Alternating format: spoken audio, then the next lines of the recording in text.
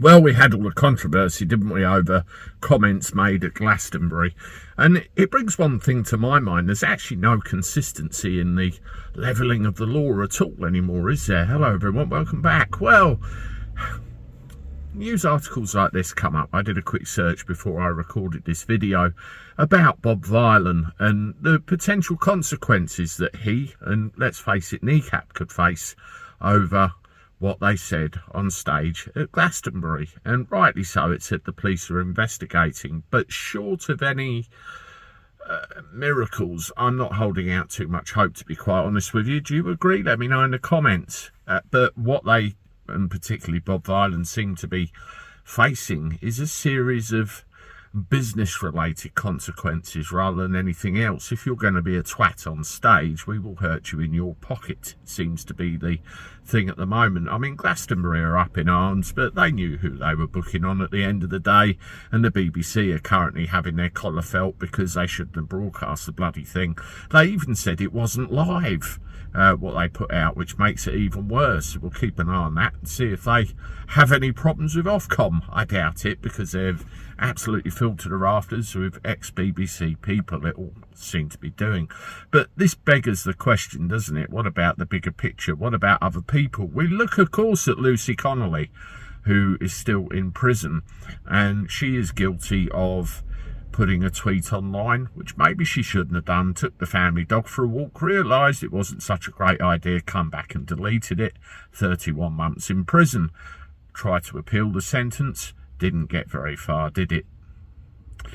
And then you get the likes of these lefty people that are on the stage chanting whatever they are, and all of a sudden that's okay all around. Well, it's not okay, is it, when other people are languishing in prison for far less? You know, on the stage it was hundreds of people live at a music festival. The other thing as well, have a listen to this. Good afternoon, everybody. I'm in Runcorn, just on my way back down to London. I've been here this morning.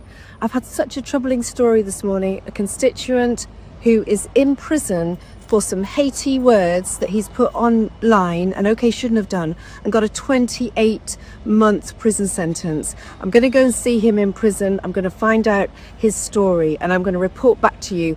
But this is another example of two-tier justice.